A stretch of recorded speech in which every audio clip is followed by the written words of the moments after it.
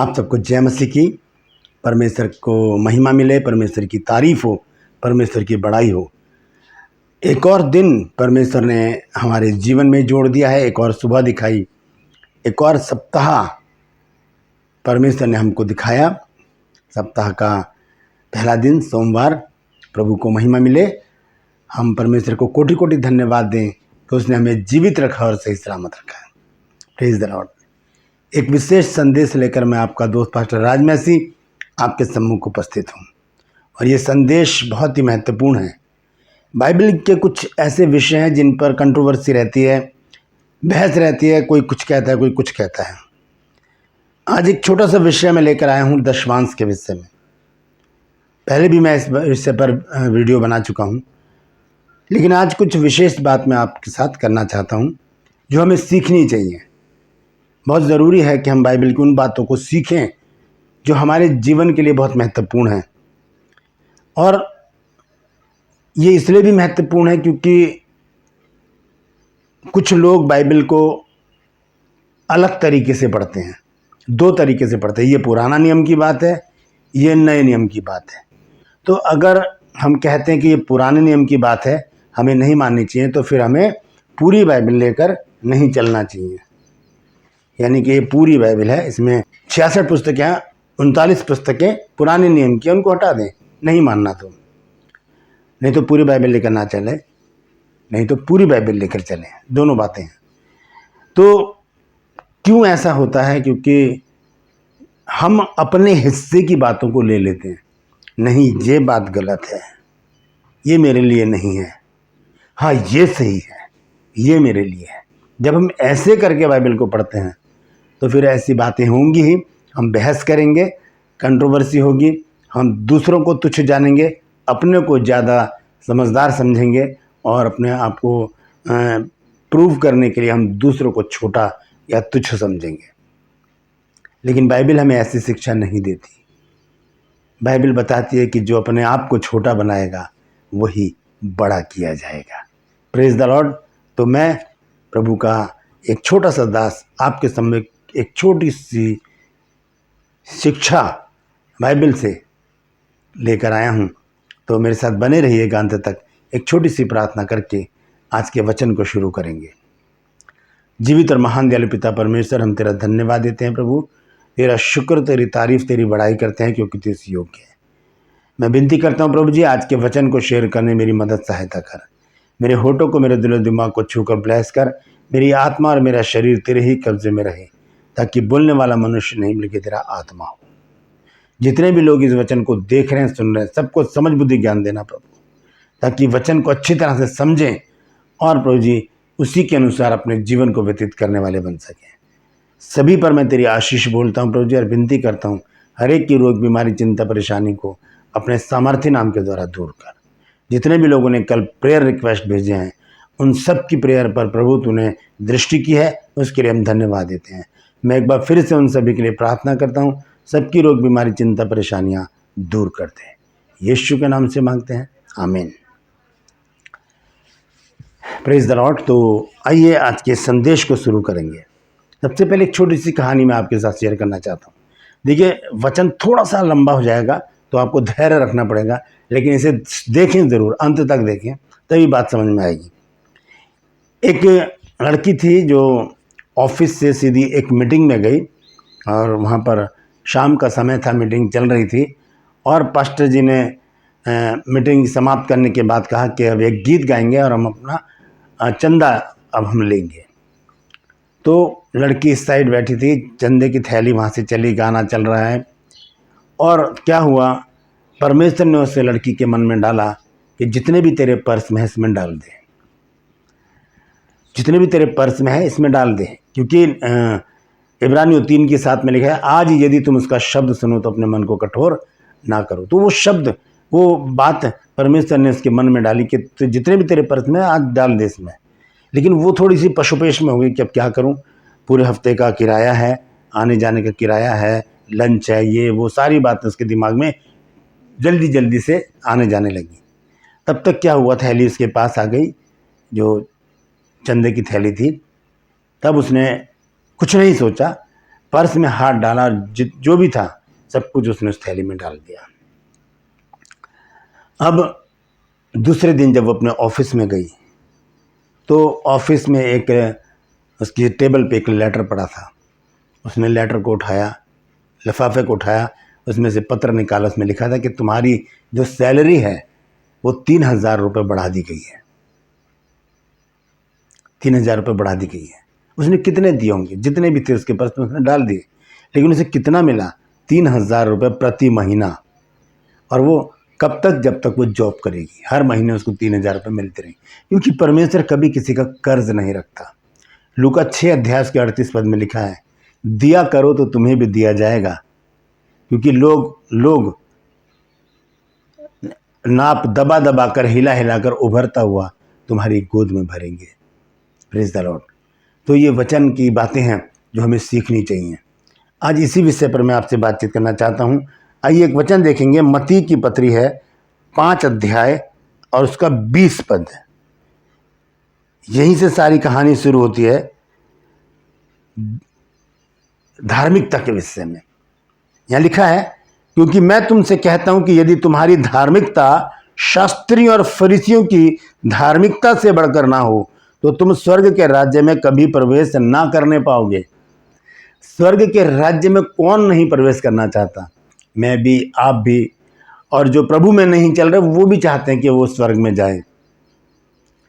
तो यहाँ पर यीशु मसीह एक ऐसा काम हमको बता रहे हैं जो हमें करना लाजमी है। इसे करना ज़रूरी है। अगर हम इसे नहीं करेंगे तो हम स्वर्ग के राज्य में किसी भी रीति से प्रवेश नहीं करेंगे। यहाँ पर स्पष्ट रीति से यीशु मसीह कह रहे हैं, क्योंकि मैं तुमसे कहता हूँ कि यदि तुम्हारी धार्मिकता शास्त्रियों और फरीसियों की धार्मिकता से बढ़कर ना हो, उससे बढ़कर हमको करना है। उतना ही नहीं करना, न उससे कम करना है, उससे बढ़कर, जो उनकी धार्मिकता है उनसे बढ़कर हमको करना है। हम विश्वासियों को जो यीशु मसीह के पीछे चलने लगे हैं उससे बढ़कर हमको करना। लिखा है कि क्योंकि मैं तुमसे कहता हूं यदि तुम्हारी धार्मिकता शास्त्रियों और फरीसियों की धार्मिकता से बढ़कर ना हो तो तुम स्वर्ग के राज्य में कभी प्रवेश नहीं करने पाओगे। अब सवाल ये उठता है कि धार्मिकता क्या है? फरीसियों की धार्मिकता, शास्त्रियों की धार्मिकता क्या थी? तो इसको जानने के लिए हमें थोड़ा सा आगे जाना पड़ेगा। आइए उसे देखेंगे। हम देखेंगे लूका की पत्री 18 अध्याय 9 पद से हम पढ़ेंगे। यहां पर इस प्रकार से लिखा है, और उसने कितनों से जो अपने ऊपर भरोसा रखते थे कि हम धर्मी हैं। जो धर्मी होते हैं वही तो धार्मिकता का काम करते हैं। यीशु मसीह ने क्या कहा कि तुम्हारी धार्मिकता यदि फरीसी और शास्त्रियों से बढ़कर ना हो तो तुम स्वर्ग के राज्य में प्रवेश नहीं करोगे। अब इस दृष्टांत को सुनिए, यीशु मसीह क्या बता रहे हैं। लूका 18 अध्याय 9 पद से मैं पढ़ रहा हूँ। लिखा है, और उसने कितनों से जो अपने ऊपर भरोसा रखते थे कि हम धर्मी हैं और औरों को तुच्छ जानते थे, ये दृष्टांत कहा। आज भी हैं ऐसे लोग जो अपने आप को धर्मी ठहराते हैं और दूसरों को तुच्छ जानते हैं कि ये कुछ भी नहीं है। उस समय भी थे। अब उनके लिए एक दृष्टांत यीशु मसीह ने यहाँ पर कहा है। क्या है? 10 आयत में हम पढ़ेंगे, 10 आयत से, कि 2 मनुष्य मंदिर में प्रार्थना करने के लिए गए। एक फरीसी था और दूसरा चुंगी लेने वाला। अब फरीसी की धार्मिकता यहाँ पर हम देखेंगे, क्योंकि यीशु मसीह ने कहा हमसे मत्ती 5 की 20 आयत में कि तुम्हारी धार्मिकता यदि शास्त्रियों और फरीसियों की धार्मिकता से बढ़कर ना हो तो तुम स्वर्ग राज्य में प्रवेश नहीं करोगे। तो हम यहाँ पर फरीसी की धार्मिकता को देखेंगे। क्या है? यहाँ पर लिखा है 10 पद से मैं दोबारा पढ़ रहा हूँ कि 2 मनुष्य मंदिर में प्रार्थना करने के लिए गए। एक फरीसी था और दूसरा चुंगी लेने वाला। 11 पद में लिखा है, फरीसी खड़ा होकर अपने मन में यूं प्रार्थना करने लगा कि हे परमेश्वर, मैं तेरा धन्यवाद करता हूं कि मैं और मनुष्यों की नाई अंधेर करने वाला, पहली बात, अन्यायी, दूसरी बात, व्यभिचारी, तीसरी बात, व्यभिचारी नहीं और ना इस चुंगी लेने वाले के समान हूं, चौथी बात, वो अपनी धार्मिकता गिना रहा है परमेश्वर को। फिर 12 पद में वो कहता है, मैं सप्ताह में 2 बार उपवास करता हूं। ये फरीसी की धार्मिकता है, इससे बढ़कर हमको करना। ध्यान से, अभी मैं आगे चलकर बताऊंगा। मैं सप्ताह में 2 बार उपवास करता हूं, और लिखा है मैं अपनी सब कमाई का 10वां अंश भी देता हूं। ये फरीसी की धार्मिकता है। वो बता रहा है कि मैं सप्ताह में 2 बार उपवास रखता हूं। प्रार्थना तो वो कर ही रहा है। पहला काम क्या कर रहा है? वो प्रार्थना कर रहा है। दूसरा काम वो अपना बताता है कि मैं सप्ताह में 2 बार उपवास रखता हूं, 2 बार उपवास। तीसरा धर्म का काम वो क्या करता है? दशमांश देता है। लिखा है, दोबारा से पढ़ देता हूं, ध्यान से सुनिए। मैं सप्ताह में 2 बार उपवास करता हूं, मैं अपनी सब कमाई का 10वां अंश भी देता हूं। यह है फरीसियों की धार्मिकता। हमें इससे बढ़कर करना है। अगर फरीसी दिन में 1 टाइम प्रार्थना कर रहे हैं, हमें 4 टाइम प्रार्थना करनी होगी। बढ़कर 2 टाइम प्रार्थना करनी होगी। हमें फरीसियों से बढ़कर अपनी धार्मिकता को, परमेश्वर को दिखाना है। मत्ती 6 अध्याय के पहले पद में यीशु मसीह ने कहा, सावधान रहो, तुम मनुष्यों को दिखाने के लिए अपने धर्म के काम ना करो। 3 काम वहाँ पर यीशु मसीह ने बताया। सबसे पहले दान, उसके बाद प्रार्थना, और उसके बाद उपवास। ये यहाँ पर तीनों बातें फरीसी बता रहा है। वो प्रार्थना तो कर ही रहा है। दूसरी बात वो बताता है सप्ताह में 2 बार उपवास रखता हूँ। हम कितनी बार रखते हैं? 1 बार। फ्राइडे के दिन ज़्यादातर लोग उपवास रखते हैं, फ्राइडे को 1 दिन। यहाँ पर फरीसी अपनी धार्मिकता बता रहा है कि सप्ताह में मैं 2 दिन उपवास रखता हूँ। तो हमें कितना रखना चाहिए? 3 दिन।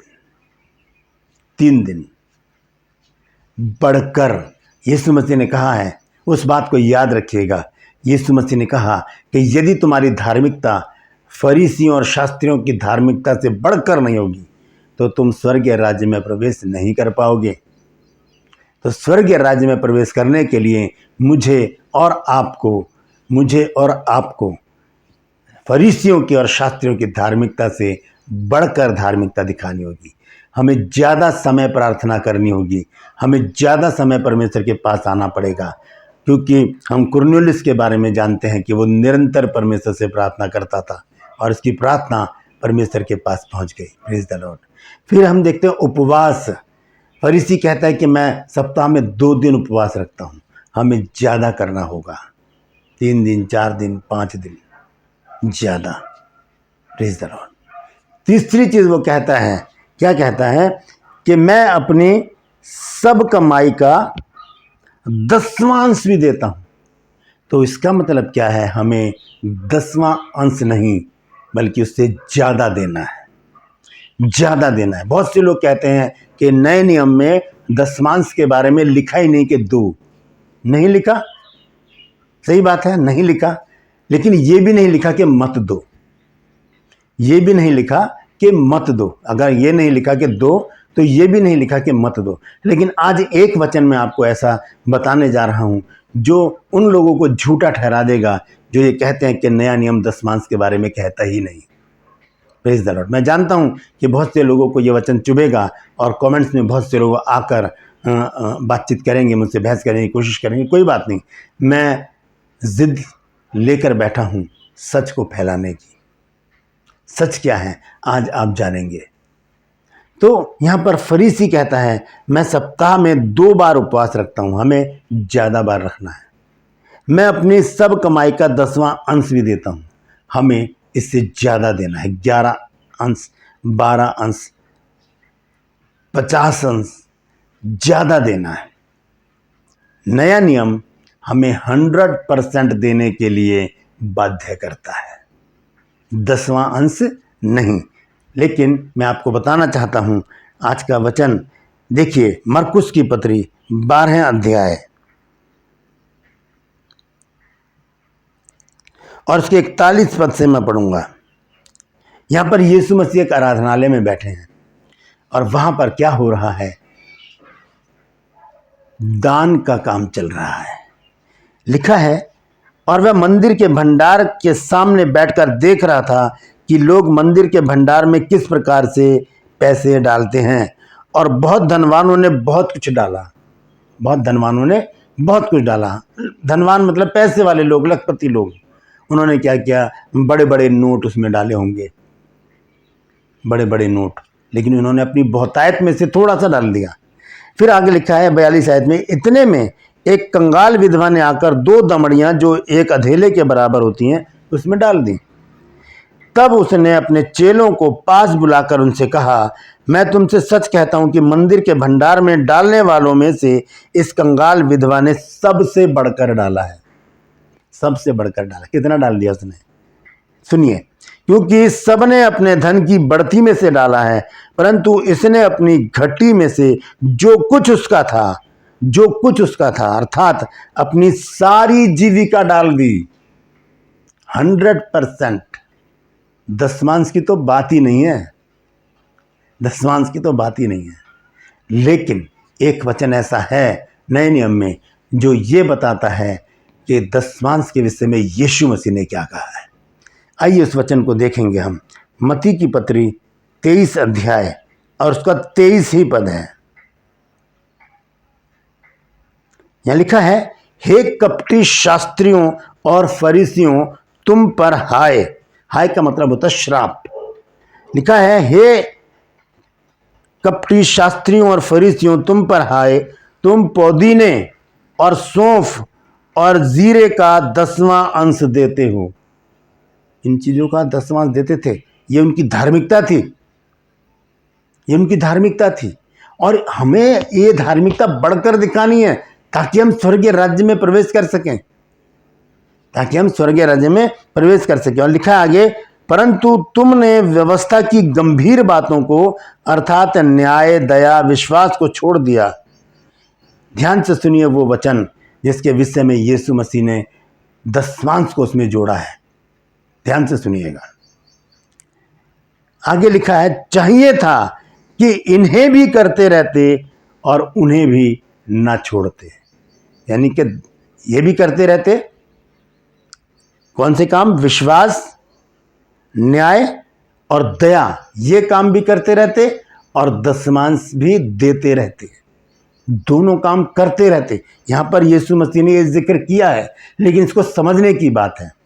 ये नहीं कि स्पष्ट रूप से यहां पर लिख देंगे यीशु मसीह कि दशमांश भी देते रहो और विश्वास, दया और न्याय के काम भी करते रहो। ऐसा नहीं लिखा। बहुत सी बातें बाइबल में ऐसे लिखी हैं जिन्हें समझने की जरूरत है, वो एक दृष्टांत के रूप में कही गई हैं।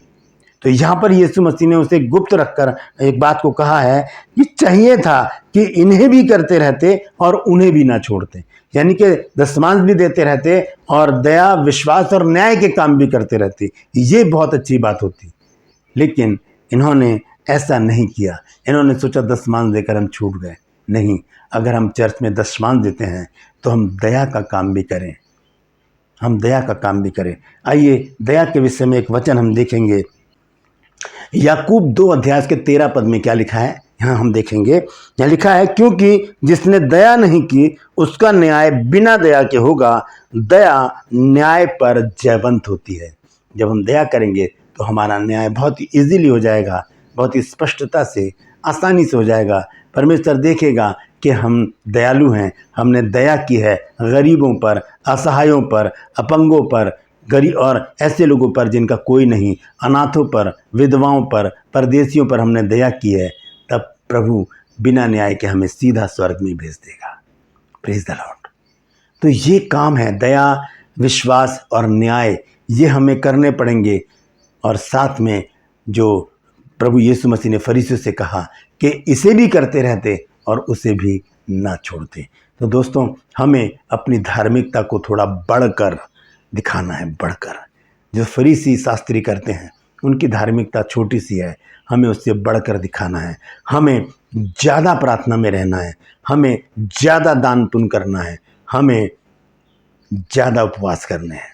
कुरनेलियुस क्या करता था? यहूदियों को बहुत दान देता था, निरंतर प्रार्थना करता था, सारे घराने समेत परमेश्वर से डरता था। और क्या हुआ? परमेश्वर ने उसकी प्रार्थनाएं सुन ली। परमेश्वर के पास, उसके सिंहासन पर उसकी प्रार्थनाएं और उसके दान पहुंच गए। तो ये बहुत महत्वपूर्ण बात है। इस बात को हमें सीखना चाहिए कि हमारी धार्मिकता फरीसी और शास्त्रियों की धार्मिकता से बढ़कर अगर नहीं होगी तो हम स्वर्गीय राज्य में प्रवेश नहीं कर सकते। यदि हमने परमेश्वर के राज्य में, स्वर्गीय राज्य में प्रवेश करना है तो हमें ये बातें ध्यान में रखनी होंगी। फरीसी और शास्त्रियों की धार्मिकता से बढ़कर हमें कार्य करना होगा। कमेंट सेक्शन में लिखिए और बोलिए कि पर प्रभु, मैं आज के बाद फरीसियों और शास्त्रियों की धार्मिकता से बढ़कर अपनी धार्मिकता दिखाऊंगा, बढ़कर अपनी धार्मिकता दिखाऊंगी। Praise the Lord. इसी को कहते हैं उसके राज्य और धर्म की खोज करना। अंत में एक वचन पढ़ के मैं समाप्त करूंगा। मत्ती 6 अध्याय का 33वां अध्याय लिखा है, इसलिए पहले तुम उसके राज्य और धर्म की खोज करो तो ये सब वस्तुएं तुम्हें मिल जाएंगी। उसके राज्य और धर्म की खोज कैसे? जब हम फरीसियों और शास्त्रियों की धार्मिकता से बढ़कर अपनी धार्मिकता दिखाएंगे, हम उसके राज्य की खोज करेंगे। Praise the Lord. परमेश्वर इन वचनों के द्वारा हम सबको आशीष दे। यदि कोई नई बात आज आपने सीखी है तो कमेंट सेक्शन में ज़रूर आइए, मुझे बताइए, और यदि कुछ कमी रह गई है तो वो भी ज़रूर बताइएगा। इस वीडियो को शेयर कीजिए ताकि बहुत से लोग इन बातों को जान सकें। यदि अभी तक आपने मेरे इस चैनल को सब्सक्राइब नहीं किया है तो अभी सब्सक्राइब कर लीजिए, बेल आइकन को दबाइए ताकि नोटिफिकेशन आपके पास पहुंचे और नया वीडियो बिना व्यवधान के आपके पास पहुंच जाए। मेरे वीडियोस को लाइक कीजिए, शेयर कीजिए और कमेंट सेक्शन में आकर मुझसे ज़रूर बातचीत कीजिए और मुझे बताइए कि आपको मेरा प्रयास कैसा लग रहा है। Praise the Lord. मैं आपसे विनती करता हूँ कि मेरे इस चैनल के बारे में अपने परिवार वालों को, दोस्तों को, चर्च के लोगों को बताइए ताकि वो सत्य वचन को जान सकें और मेरे साथ ज़िद्दी बन जाएं सच को फैलाने में, क्योंकि ज़िद है सच को फैलाने की। Praise the Lord. आज के लिए बस इतना ही। फिर मिलूंगा एक नए संदेश के साथ, एक नया वीडियो लेकर। तब तक के लिए मुझे इजाज़त दीजिए, लेकिन अपना ख्याल रखिए। Praise the Lord.